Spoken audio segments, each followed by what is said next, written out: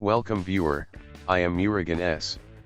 This video tutorial describes, fix invalid value for registry error when opening images or photos. Click Start, Settings. Open Apps.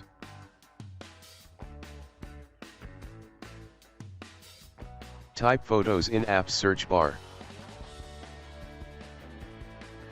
Click Photos. Click Advanced Options. Click Reset. Click Reset.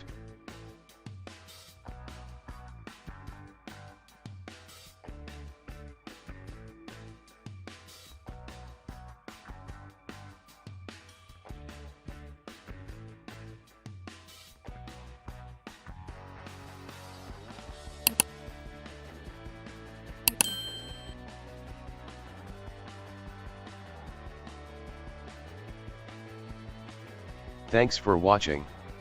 I hope this video tutorial helps to solve the problem. Please like, share and don't forget to subscribe my channel. See you next video.